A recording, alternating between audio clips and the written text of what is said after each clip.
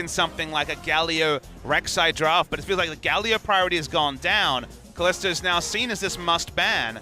Do the Afreeca Freecs just take Galio on blue side as first pick and continue their Flex City that clearly they're able to play? Yeah. Go to 3 roles for now. See whether Mowgli, maybe Mowgli's just been like getting into like practice mode and been practicing jungle Galio, and that's where we're going to be flexing it to this time around. That'd be exciting. But the Tigers certainly with a wealth of options at their disposal. Songwon could go back towards his Rek'Sai if he feels like it, but still a wealth of picks up for them to take. And with Xayah available, and with the ability to pick it away from Kramer, that makes some sense here in the first round. Yeah, the priorities on AD carries are really interesting this week in LCK. This might only be an Afreeca versus Tigers thing, but you'll notice Ashe and Varus were unpicked in Game 1, unbanned as well. Yeah. So it's a takeaway Xayah, like you mentioned, Atlas. The Rek'Sai draft makes the most sense, given that she, I should say, is by far the highest priority jungler available. With Elise gone and Zac gone, Lee Sin is a lot more situational, but maybe Songwon will just want to take away the Gragas that some people will take over the Rek'Sai. But on 7-13, with even more buffs under the hood, it feels like Rek'Sai is the jungler du jour. Yeah, Rek'Sai certainly makes some sense. Of course, now with Cinderhulk looking a little bit better, Gragas getting a little bit more favor in that regard, switching over from the Runic Echoes, making him a bit tankier in the early game. However, definitely dangerous, and Songwon did want to play the Rek'Sai last time around, and we know that Mowgli has been practicing it. Find it interesting that he'd forego the pick for this draft, but might be something that they want to work in with Xayah, you know, make sure that you can catch people out with the explosive cask, pin down that single target, and let Sangyun do his work. I wonder where Corki will fall in this draft, because Lava could still take it on red side, then they could just ban Kassadin in the next round. But now Afreeca will just draft the very much perma-picked status Braum as the blind support choice. Does mean that Galio is more likely to be going mid lane, but could still be a Marin champion as well. That is going to be the Rakan delivered over to the Tigers as well. So mentioning the fact that the Braum was picked up means that they're no longer going to be flexing that Galio into the support position, and it means that Rakan and Xayah can both go over to the Rocks Tigers. So all of those Lovers Duo perks that you do pick up are going to be prevalent on the bottom side of the map. It does kind of suggest that the Tigers' blue side strategy was a failure, given that the Rakan priority from Afreeca Freecs is much lower. I feel like other teams might show similar priority, like Rocks does for the Rakan, but definitely a lot lower for the Afreeca Freecs in this series at least. And now we're looking at the bans, and people seem to think it will be the 8th game for Kuro on the Galio, given the Rumble ban here. Yeah, Rumble going to be taken out of the way, and top Galio has certainly fallen out of favor. I do like the support Galio pickup, but it feels like if he's going to go into a lane, it should probably be mid, right? Well, if we're going to make requests, if we're going to make wants, is it time to see Marin on the Gnar? One of his famous picks. Ooh. Gnar has been buffed on 7-13. It didn't feel like Korea needed an invitation to pick the Gnar. It was already being picked as the Renekton answer. We're still looking for the next round of picks. For now, no sighting of the Corki, and it will just be the Kog'Maw ban. Interesting that Kramer, rather than at Sangyun, is much more of a Kog'Maw player than Kramer is. I just wanted to get that LPL draft out of the way. Just not an option now for Afreeca Freecs. Which, I guess, given what was drafted already, they were the sort of team that could just pivot to either full engage or full disengage. You can play, as you say, a Kog'Maw comp by peeling backwards. Okay, so the Renekton's going to be banned, so it means that Afreeca probably not looking for that Gnar first pick or something like that, as Lava's going to head back towards the Corki by the looks of things. Feels like the invitation is there, with the likelihood of it being a Galio mid lane to take the Corki, but flexibility is still there with the Galio, so very interested to see what happens on Afreeca's side. Yeah, still flexing that top lane as well, with the Gragas possibly being able to go up there for Shy if he feels like it. Now, Lucian is looking like it's going to be a mid lane pick into the Corki. We saw it yesterday from BDD. This is a really good matchup for the Lucian if we see it. It could also just be an AD carry Lucian, given that Kramer is a big Lucian player and Lucian Braum is a strong duo. We're going to have to really hold our thoughts till the final draft pick comes through from Afreeca. They have a lot going on in the draft. Yeah, they've certainly made sure that their drafts are elusive until the very end, Papa Smithy. That is going to be the Lucian locked in, but now, which lane is going to be picked up? We know 2 of these champions are jungle and support, because we're probably not going to see the Braum top, something like that. The Rek'Sai top was a Samsung special back in 2015. Oh yeah, the dream. Okay, Marin's going to head towards one of his positive win rate champions in solo queue over the last few days. Yeah, by far his most played. So it is actually going to be AD carry Lucian. I guess it could be AD carry Kennen, but I'm getting a headache considering all the options now. But probably going to be AD carry Lucian and the top lane Kennen, given that Marin has almost exclusively in solo queue been playing the Kennen. It has just been on-hit Kennen, if you guys are wondering. The AP Kennen days seem to be behind Marin. Even though Kennen has had a recent buff to his AP ratios, and you're not going to have as much help with that Runan's Hurricane anymore, but Shy, he's going all in onto the Gnar towards the top side of the map, and it's going to be two little guys smacking each other until one of them's a really big guy. Smacks one of them a little bit harder, and we'll see how it is going to go for Marin versus this Gnar, and with a different opponent towards the top side of the map, could be a very different game, especially considering the fact that Mowgli is going to be joining Songwon in the jungle as well. So top side of the map has changed. We'll see who that's going to benefit as we head towards the Rift. Yeah, all Yordles all the time in the top lane. Notable that Shy has never been a strong Gnar player. He's played 10 games of Gnar in his career, 2-8, so it hasn't been a winning champion for him, but I guess a lot of that was during the struggle streak that was 2016 and onwards for the side of Shy. Still Shy versus Marin, a legacy top lane matchup to get hyped about with the Kennen versus Gnar. Mowgli back into the team for the first time in the summer season. Has a winning record, is on the rec side. Practice picks across the board for the side of the Afreeca Freecs, but this time Malava is going to have a little bit less of a target on his back. This time he's against the Galio. Should be a comfortable farm lane as we see our debut, or re-debut I should say, of Lucian AD carry from Kramer. Yeah, we saw the Lucian AD carry at Rift Rivals as well, so maybe a little bit of that sneaking back in, but of course Kramer, certainly a Lucian player back in the day. Tusa going to be jumping back on the Braum. His second most played here in LCK Summer, and we'll see whether it's going to make things work on the bottom side, because Lucian Braum has been a scary one, but Kalista Rakan also scary. Let's find out how it goes as we hop onto the Rift.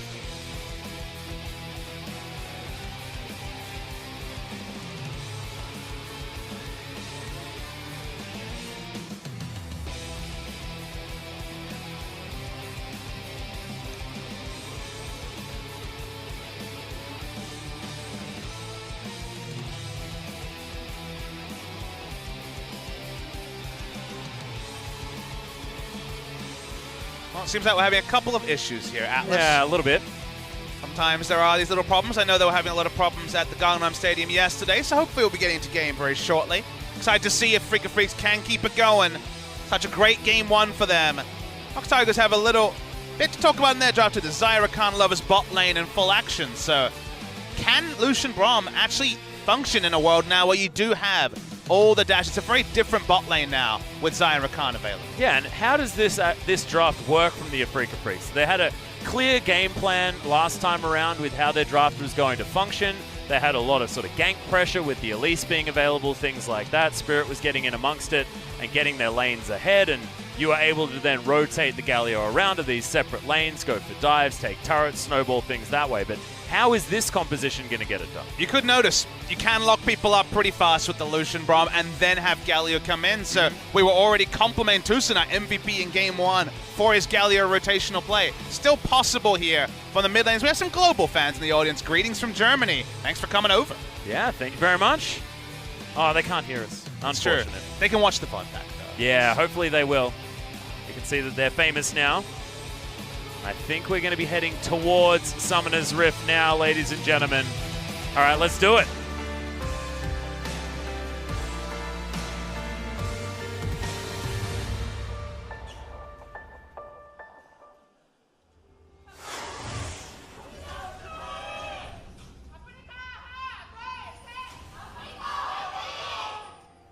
Okay, I remember this time, Papa Smithy. I wasn't overexcited. Now here we are. Game number 2. Can Afreeca pick up another 2-0? They've only had 2 of them so far this season. A lot of 2-1s and a lot of 1-2s. But our 2-game series certainly isn't what Afreeca Freecs like to do. Playing around. The strength of the lane's probably going to be a consideration here. And so hearing full force, which is good to see, as it's a celebration of Shy, whose 5th anniversary as a pro player was yesterday, I believe. Oh, wow. So okay. coming in, one of our stalwarts of the scene. Always cool to see him play. Maybe this is just a anniversary present, or maybe it really is the Rocks Tigers finding the formation that will actually let them take down Afreeca Freecs in Game 2. Maybe Shy is their nominated Gnar player as well for the top side of the map. With a win rate like that, I'm not so 100% sure. That should be the way to go, Atlas, but Yeah. wants to make it 3-8 in his career as, well, Marin's against Shy, someone he's had many great battles against, and of course, He builds a cull. Yeah. Sort of the Marin way. He often doesn't have a look at the nameplates, though. I have a feeling he just walks to the lane and says, I'm going to bully you, and does so. I mean, I can understand it on the Renekton because he can just be like, well, I kind of have my own skin for this. So whatever you're doing, I've done it better. I won Worlds, you know. Yeah. In my head, Marin tells everyone in every conversation that he won Worlds. Just loads up into a solo queue game. First thing he says is, do you guys remember when I won Worlds? Yeah, it was pretty cool. Yeah, people tell them there's like a queue at the bank. He's like, you know I won Worlds in 2015. Right? Yeah, so give me your card with a smaller number on it. Okay. So Kramer and Tucson, we'll see how much pressure they can put on. Of course, the shorter range of Lucian not going to be as much of a problem with Xayah in the lane. Now Marin, slight nerfs on the AD cannon. Going to continue to try and make things work. I'd like to have a look at the cannon, see whether he's got any sneaky AP in there. You notice Fervor is the keystone, so that means that very unlikely Could be a laning keystone. I don't know. I'm staying optimistic, Pop Smithy. Your glass is half full, but perhaps you should put it down and consider not looking anymore. When isn't it? I heard you cheering for basically every underdog at Rift Rivals, so it feels like all the time it is as half full as possible. Hey, I believed in Marchi, and then Marchi won. It's true. So, look, sometimes it works. 10% of the time, it works every time. Oh, yeah. I believe it's 60% of the time. But yeah, definitely every time.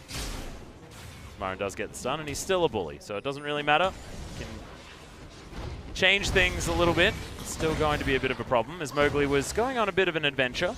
Kennen has the lane in a really good spot here, so Gnar can't actually respond to the invasion. It's why Rek'Sai could overextend for a couple of the big Krogs before having to pull back. And you can see Marin just doesn't care about the wallop. That range is a little bit too high, and he's going to continue to try and win this lane. Kuro versus Lava, pretty happy, but Kuro had just teleported back to the lane and is now looking for the kill. Passive goes off, just bonks him on the head as there's the jump over Shy. Decent positioning, but the Hyperprox flashed. Marin's going to create enough distance to get out of the way. Yeah, flashes the body slam flash as well from Songwan, so that was the only way he was going to get away in that scenario. That means he's laning without flashes of cannon, so we already saw the repeat ganks from Spirit in game one help Marin out a lot. We'll see if Songwan this time sets a tent up around top side. It's another taunt for Kuro. War doing some work, and Lava actually down to 300 health, getting bullied now. That the extra Doran's item comes in for Kuro. I believe it was Doran's shield first, and then gets himself a cheeky ring. A bit of ability power, given the ability power scaling on Windsor War is higher, as they're trying to collapse on Key. That was some sick side steps. Yeah, fancy footwork indeed. Someone makes his way around, and look at his swag walk at the same time. Rakan's just got such a swaggy walk. It's like, yeah, you guys just missed me, man. It's fine. He was one laugh away short of making that a Reddit-worthy play. Someone could just put the laugh on there. It'll be fine. Still believe in it. There, W props. Key going to get boosted. It's bottom side. Right, no more lovers' tussles now. I'm not going to see the Callista Rakans where Xayah was just getting cheated on over and over again at Rift Rivals. Yeah, I felt like Callista was the true partner of Rakan, given the strength of that duo on the Rocks Tigers before Rift Rivals and at Rift Rivals from basically every Korean team was falling over to draft it. Yeah, first two SKT games, both of them with the Callista Rakan duo. I believe it had a 100% win rate at Rift Rivals, so with multiple games from different teams, lets you know that it is very much the duo people are trying to put together, like Lucian Braum in previous metas was. Yeah, just shows that, you know, might be this might be the couple right here, but sometimes you can just have that chemistry with somebody else. Can make things confusing. I just love how the best possible duo lane has changed so many times. It feels like there's always at one point a duo lane where people are like, watch, don't let them get together, like the Callista Rakan is. Lucian Braum was that at one point. Tristana Blitzcrank was that at one point. I mean, we saw Sona Cog yesterday, and that was a big one too. Songwan is fallen low. We'll be able to get escorted out by Lava. That was close. Now Mowgli's going to continue chasing him down. I believe the Songwan will probably just have to go back to base unless Lava wants to come and help out. It's Cool to see Mowgli playing so aggressive. His debut was against Score, where Score's Ivern denied him every camp, and now seeing him on the front foot bullying around Songwan is a cool adaptation to see from a player who hasn't played professional in quite a while. Yeah, now able to path up towards the top side of the map, knows that the counter gank isn't going to be there, and thankfully for Shy, does back away in time and has that Meganar at the ready.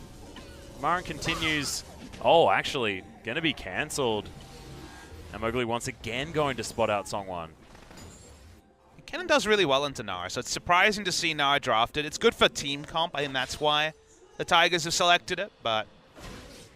And just walk up an auto, and even with the buffed damage on the boomerang toss, which is not to be tried for, it's actually 40 base damage at level 9 when you have 5 points in Q. You don't stack a lot of health onto the side of the Kennen, so the hyper procs aren't as valuable as they are in other matchups.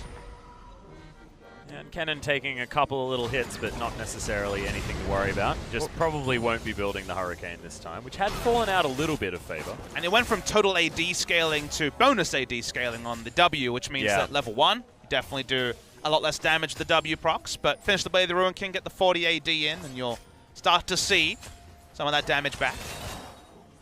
Maybe we'll see some flat damage actually being built by Marin here on this cannon.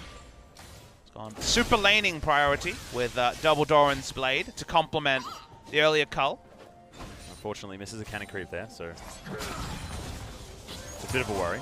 I know you always have a bit of pause when that happens. I have big problems with cannon creeps going missing. How do you feel about Galio's turret diving? Because Score's going around the top side. Ooh, he's got Brambleback on the mind though. He's just looking to steal that one away. Mowgli's going to be here, and that's going to be a blue buff delivery while they lose this. Score could possibly just head towards his own blue buff there as well and just do some jungling here on this Galio, but he wants to heroically enter the top side of the map as Shy, thankfully, will turn large relatively soon. Are we going to fully brute force this? The minion wave's not in a great spot. Mowgli just pops out of the jungle. Wanted to use his health regen runes. Yeah, I liked it. Had no worries about that whole situation. Something bare necessity. Whoa! Nara into nothing there for Shy. Just wanted to press his R button while he had it up. Not going to be worried anymore. That was some excitement, just for no real gain, as Kuro's going to pick up his blue buff. Yeah, because Lava is against the Galio with the lesser pressure compared to the Cassidans or the LeBlancs of the world. Is able to just rush Trinity Force in this matchup, so we'll be hitting his one-item spike a lot cleaner. He was able to in game 1, where he was heavily delayed by the Cassidon.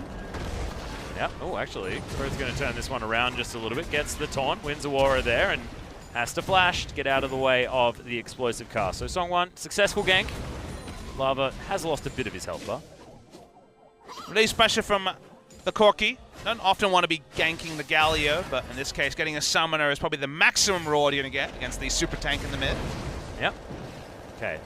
Shield from that runic bulwark. Otherwise, not too much more. Shy once again going to go large. Throw some stuff around. What's that, just a lump of concrete? Don't like it. I like the houses. They're my favorites. What are your favorites? What's your favorite thing for a Nara to throw? Do you like the ice blocks with little penguins in them? Sure. We'll go with that. I don't really have a full-formed opinion on Nara skins. Really? Yeah, I don't play a lot of Nara. Well, he throws houses, he throws penguins, he throws lumps of concrete. The Gentleman Nara skin was probably my favorite. Ah, the clocks. Yes. You're a clock throwing guy. I like so. it.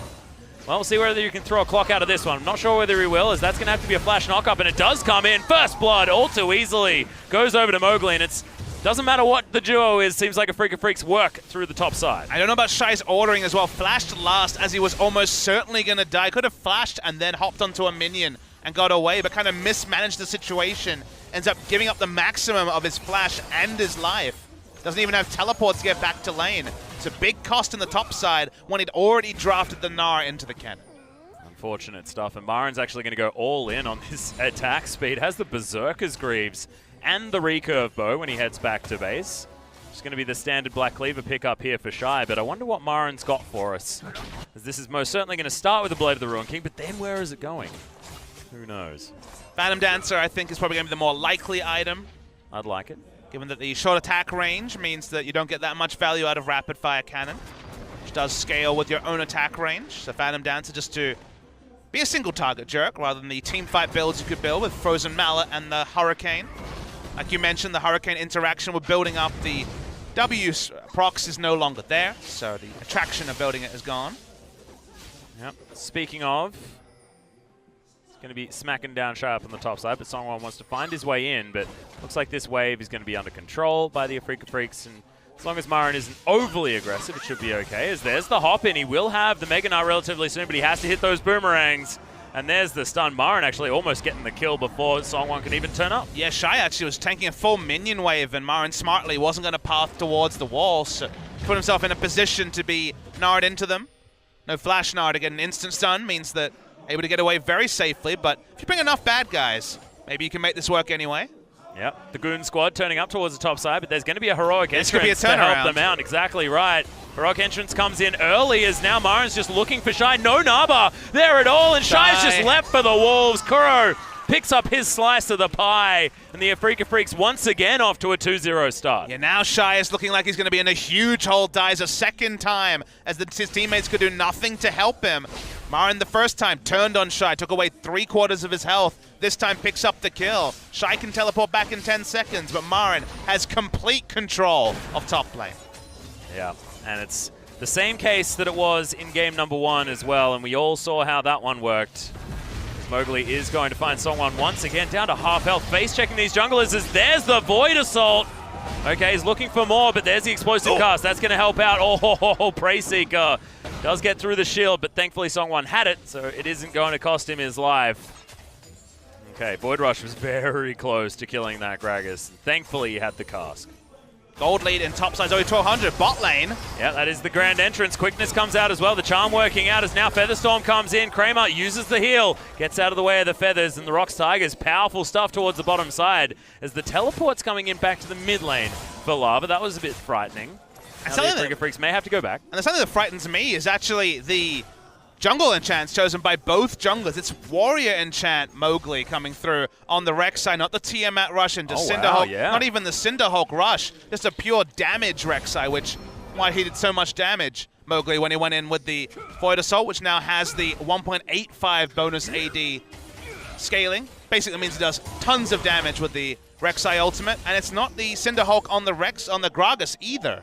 It's actually the Runic Echo that for sure was the common choice on 7-12, but with the buffs to Barmy Cinder and Cinderhulk, a lot of Gragas players that, specifically the NA versus EU Rift rivals, were largely starting to go towards the Cinderhulk Gragas, so surprising to see no Cinderhulks in a game.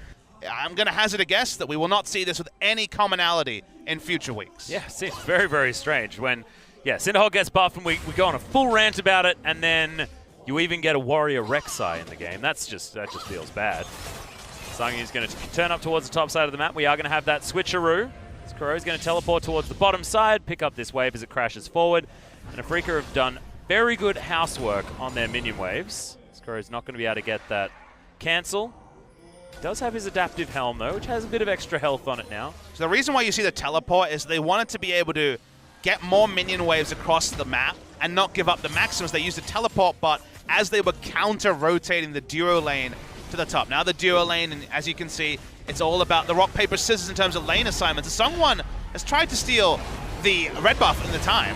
Yeah, and the heroic entrance is going to be there. The Void Assault comes out. That's going to be Mowgli picking up the kill all too easily this time. The ult was already on cooldown, and Songwon just donates that red buff all the way back to Mowgli, and he'll transition immediately to this Infernal Drake. And for his first game of the season, Mowgli's looking good, but Songwon, I mean, what was he doing there, really? I mean, Songwon's just trying to answer the early aggression with Mowgli with invades of his own, but in every scenario, he's been well answered. That's because he's trying to do it against Kuro on the Galio, against Kennen, who has been winning lanes straight up against the Gnar, and now has 2 kill involvements to his name, and it's a Warrior Rek'Sai, so you make one mistake, and we already saw that Q 3 procs of Q into the ultimate is doing massive damage. So just given how the game has gone, he doesn't have lane control or global investments to back him up, and it's the wrong time to try to go toe-to-toe with Mowgli. Yeah, and you can say what you want about the Warrior Enchant first Rek'Sai, but if you manage to actually get the proactive kills, it's such a dangerous build, especially now, given the fact that the ultimate does so much more damage now as well. It is frightening. It was already buffed enough, I felt. but now it's impossible to dodge and it does more damage. Not fair. Just doesn't seem fair. As the mid lane has moved towards the bottom side, we've got duo lanes in the mid lane. Kramer and Toos are going to be holding up shop there. Marin doesn't want to move. Wants to try and take down this turret if he can. Someone's just going to leave Shy on his own. Looking around the Rift Herald, just been leashed by the barrel coming over. Lucian Braum can just walk up, and it is Blade the Ruin King coming through from the Lucian as a first item, so it's very possible they try and take down this objective. Will despawn in just over 3 minutes' time. Hope everyone saw the fact that Kuro bought 2 shoes. I like it. Had 2 shoes in the bank just for a moment there, and then sold them for a Glacial Shroud, but understands how many legs Galio has, and that's important. A control ward in this area. Ox do as well, so they don't seem to want to be able to give up the Rift Herald without a fight. There is entrance available. They have to watch that here, Rox Tigers. Well, Grand Entrance still being held onto here by Key as well as he battle dances his way over to Songyun.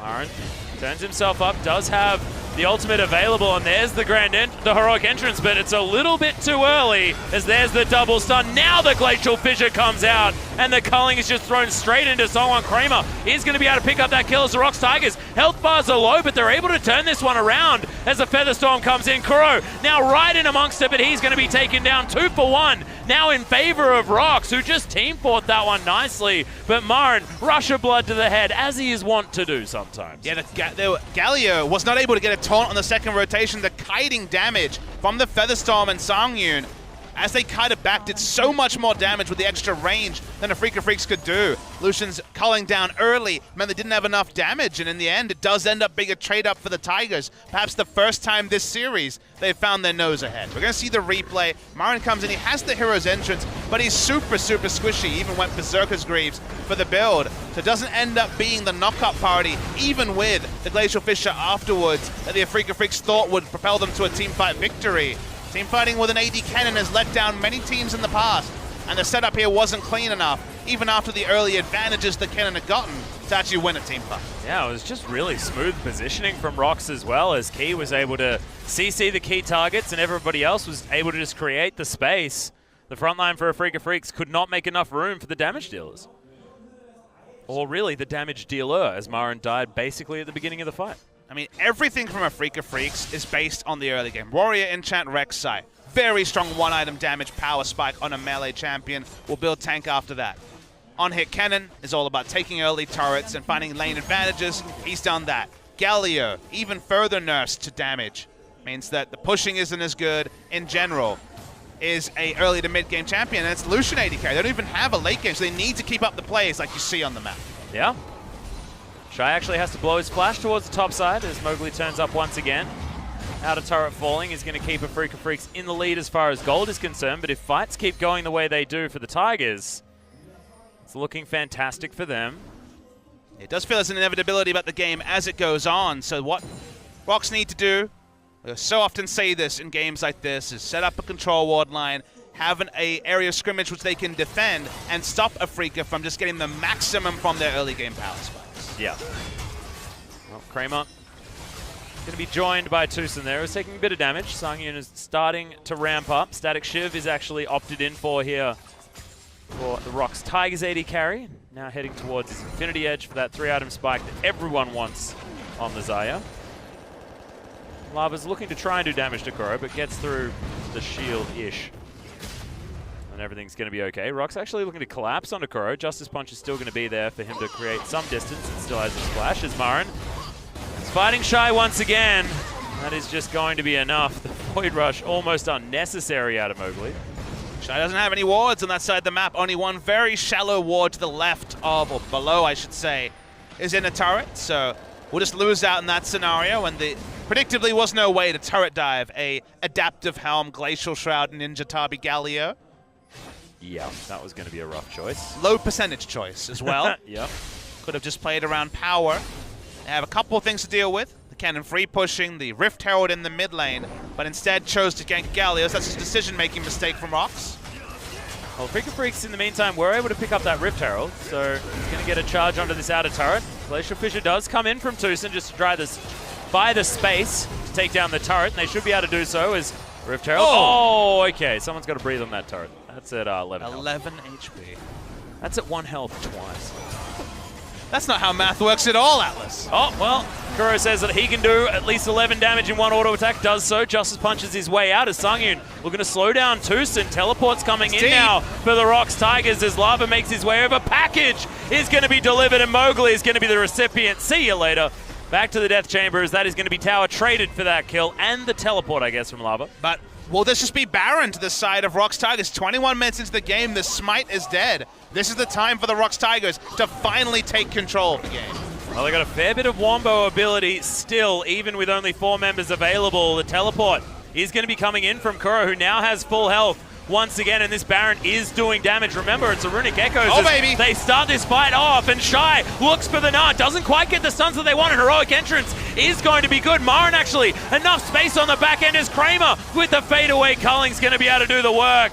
The Gnar is really not necessarily the one that's able to get the work done for Rocks so far because he's so far behind, but that is going to deter them from doing the Baron, even though Rocks only lose 1. But the traction of drafting a Gnar is that even if you fall behind, team fights, you can still get the Wombo engaged. So not getting it here is critical. Kuro goes for the very solo queue-esque play of just backdooring the turret. He's Galio, he thinks he'll be fine, but with the teleport up, someone was going to be caught. It ended up being Mowgli, which is probably the worst person because it gave an invitation to the Baron. We'll get to the Baron play in a minute as we watch Marin soloing down the Ocean Drake. Apparently won't get to see the replay. I would love to see the team fight, but the Gnar being such a big misfire is another query to why they drafted Gnar in this spot when it already didn't do well in lane. You have to make it work in team fights, and that was not what they were looking for. Yeah, they had plenty of other options as well. Not a lot of top laners were banned away. I mean, it was the Shen and Rumble and Renekton and Jace. So 4. So quite a few. Never mind, take it all back. But there was still more, you know? Jarvan could have been opted in for as well. Other things. They could have flexed the Gragas up there. Quite a few options. Try and get a decent matchup into the cannon. Probably wouldn't have been Gragas. Gragas himself has gone for the Knight's Vow, which is pretty common, but doesn't have the Cinder Hulk to get the maximum value out of the Cinder Hulk and Knight's Vow scaling. Yeah. Interestingly, Marin's actually gone for the Rapid Fire Cannon. Yeah, well, like I wasn't talking about. I wasn't expecting. I thought it would just be the Phantom Dancer, but maybe because he's winning trades so simply, it was like the extra auto attack onto a turret might be the big attraction there. Usually, I would expect the Phantom Dancer, but Marin is the Cull Rush in almost every matchup guy, so yeah, give him a free pass to build offensively. Question is where he goes from here. It would be interesting to see what it is going to be. Could be double Zeal, honestly. I don't think they want a team fight here, Afreeca, as they will continue to fall off in that particular regard. Okay, so Songwon is going to be able to take away the blue buff, but it means that it's not going to go over to Lava. Anything like that. Freecs continuing to take control of this river. You can see top side of the map owned by Freecs. Once that Baron was taken away from the Rocks Tigers, that decent team fight for the Freecs, they have been able to retain a decent amount of control, even though there is still 1 ward sitting on it. And when it comes to ownership, which I think is a really good way to call, you know, control ward area. Yeah. There is no control wards on the map at all from the Rocks Tigers, so it's something for them. They just put down there first around the red brush, but getting some vision control of their own is something to set up for in the next few minutes. Difficult when Gnar is already so far behind and not grouped. Songwon's the only person who can really start putting down vision at present without being caught. In fact, that ward line is very aggressive from Afreeca, even on the bottom side of the map. That sort of ring of vision around the blue buff where they were just contesting. So once again, the Black Cleaver build coming in from the Lucian. Gonna pick up that with the Blade of the Ruin King as opposed to what used to be the Ghost Blade for that very quintessential build earlier on. I think we'll be seeing too many Ghost Blades in the future. 714 just hit live servers, and that has future tweaks towards Ghost Blade. Yep. Certainly heavily fallen out of favor. Looking forward to the Thornmail meta as well. That item looks ridiculous on the next patch. Not in just yet, but I missed old Randuin's Omen passive. It's good to just put it on top of an item that was already worth buying, that now offers grievous wounds as well. What? Yeah, the Grievous Wounds part, I think, is It's just crazy, man. It's the first time tanks have had access to Grievous Wounds, as it was gated to Executioner's Calling in a long time ago that obviously no one ever built. Now, it does build into the Last Whisper evolution of the Mortal Reminder, so AD carries can commonly build it. And then there was some Merlinomicon for mages, but it's the first time tanks have really had access to healing reduction, so they're even better at running enemy AD carries and either killing them or forcing them out of a fight. And now what is the counter to Thornmail? Because it used to be just build Bloodthirster and things would be K. Now you can't even do that. Grievous Wound is going to stop all of your party times. Build a Zonius, get a bit of stasis. Oh, that's a good idea. We saw Lee Sin with Zonius at Rift Rivals. Anything's possible, Atlas. Yeah, it's true. If your Guardian Angel's on cooldown, build a Zonius. That's how it works. Keeps you alive for a little bit longer. Do some more funny business. You know, I look at tanks being empowered and I think, what about Cogmore? Maybe Cogmore's gotten better again. Hey, yeah, true. Dr. Mundo looks at that item and smiles, that's for sure. Oh, God. Well, you mentioned Double Zeal item, Papa Smithy. That's a Static Shiv, not a Phantom Dancer. Still waiting for the Phantom Dance. Maybe that's going to come in 4th attack speed. Well, he's not going to build Infinity Edge, so why not? Yeah. Just build that before he builds his inevitable Wit's End for his 2.5 attack speed cannon. Maybe Guardian Angel next from Marin, but with that nerfs to the Frozen Mallet side of the coin, is just happy to go high damage build and keep pushing in the Gnar, but as nothing happens, we do once again start to reach the breaking points where the early power spikes on basically every build from Afreeca Freecs do start to come apart at the seams. Marin has so much wave clear as well, so you can see he's just able to get so much time just to roam around and put vision into the enemy jungle and set themselves up for this split push. Songyun as well has hit his 3-item spike with the Infinity Edge now complete.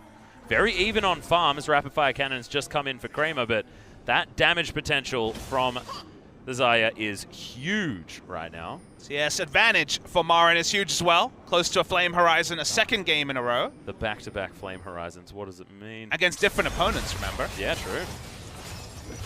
I'd actually like to see the lane assignment of Galio bot lane, because he has good interrupts to the Gnar. Keep Gnar out of the fight, and then just have the cannon push up top lane and turn onto the Baron. That, to me, is the right lane assignment for the side of Afreeca, and they seem to agree as Cannon is entering the top side.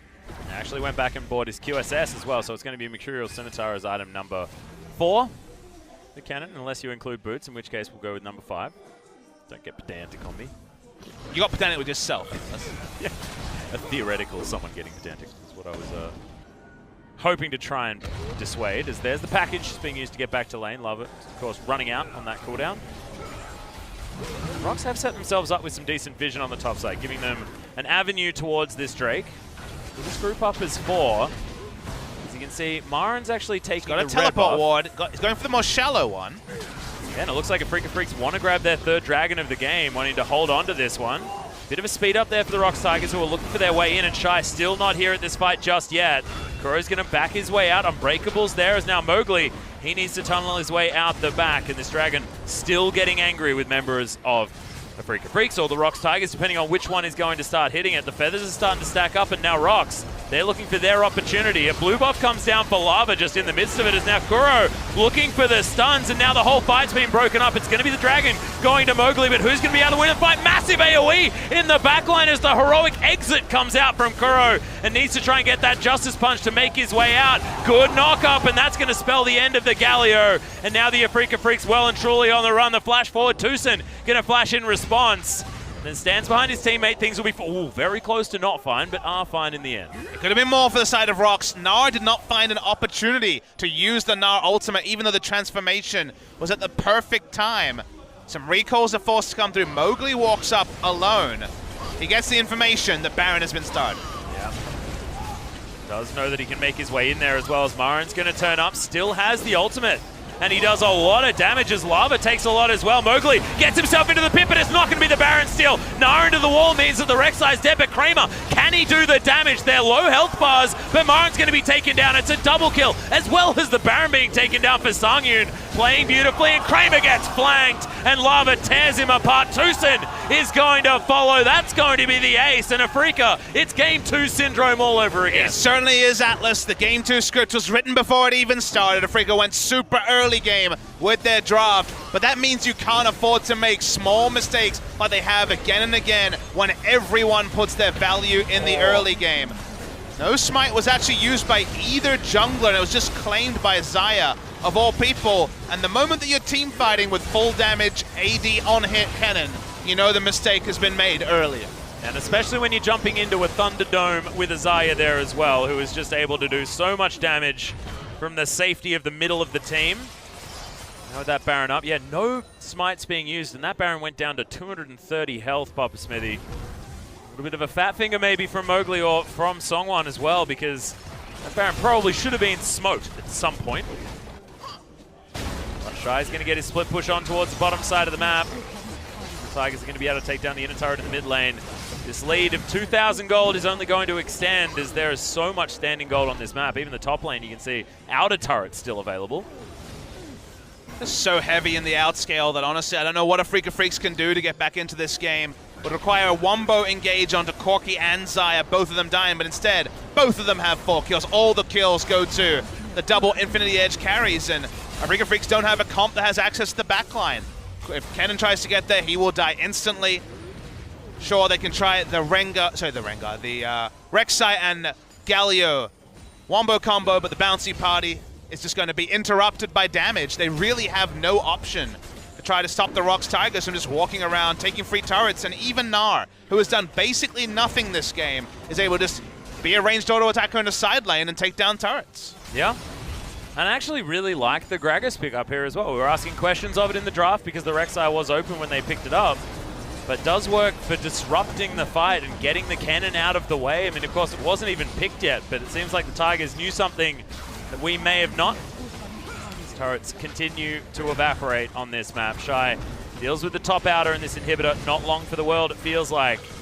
The Rox pushing forward 4 versus 5 confidently here in the mid lane.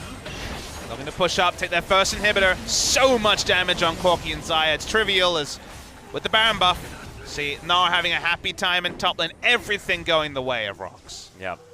He's having a very happy time as well. Listen to him. Yeah, he's having a good time. Definitely having a good time. Takes down that inner turret, and this lead that was basically nothing has now extended to about 6,000. And they're looking to continue now as they're going for a dive. Okay, Featherstorm comes out. Not going to find any damage onto anyone. The Afreeca Freecs may have actually bought themselves some space here towards the top side. And they got the easy objectives. There was no need to turret dive. The Mega Gnar was running out on the side of Shy, so smart to just back away out of nowhere. They kind of click their fingers, and 7 turrets, largely from the Baron buff, have been taken down by the Rox Tigers. The gold lead out of nowhere is 6,000 gold as well, and everyone's decked across the lineup of Rox Tigers. Yeah, Sangyun's actually going for a Blade of the Ruin King, which is an odd one. I would have expected Bloodthirster or something like that. Like it a little bit more. Not a whole lot of tanks on the side of the Afreeca Freecs. There's Marin. Okay, it's one casual crit coming out of lava. There's a lot of damage. Oh, he's got his 4th item spike. That's what's happened. First really big game-breaking performance from Lava. Has played now, will be his 4th game. Yeah? 5th game, I should say. It definitely didn't look anything special in his first series. On more of a lane-dominant champion, the Corki didn't have to deal with the Kassadin this time, as Afreeca did put Kuro mid lane. They haven't made much from the Galio. Heroes' interests haven't been massive. They may just watch another turret go down. Well, the package does have to get expended, so maybe an opportunity for the Afreeca Freecs, but they have to deal with the super creeps in the mid lane. And while they're doing that, Sangyun does so much damage to the turret and to the inhibitor. Then immediately afterwards, there's the Gnar. The triple knockback is going to come in, but not a lot of stuns, as there's the heroic entrance. Can Afreeca Freecs find something back here as Shy soaking so much damage? Mowgli evaporates in the backline, but now Kramer is getting the damage through. Songwon takes a lot, and now Sangyun gets exhausted, but they just don't have enough damage to finish him off, and Lava's still there doing so much work. It's a 1-for-1 trade, key for Mowgli. The Afreeca Freecs at least hold on for the moment. Yeah, the front line not quite sturdy enough to allow Lava and Sangyun to free hit. In the end, they both have to back away. Flash and heal used on Sangyun, but they get the objective and largely get out. It's still a success for the Rox Tigers.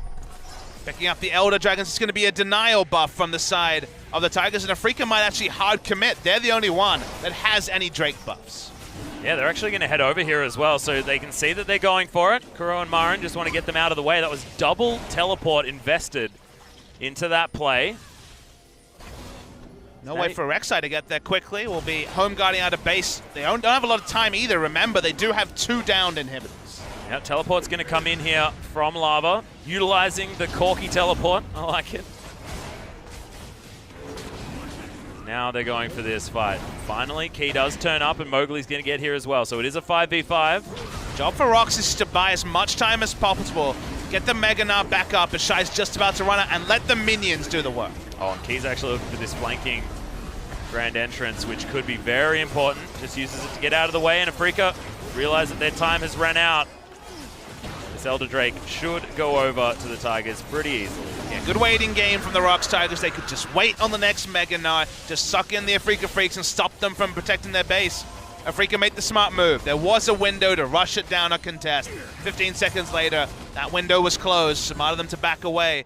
To give away an Elder Dragon, but it's the lowest value Elder Dragon possible. No buffs to buff it up, so only the base burn damage coming through for the Elder.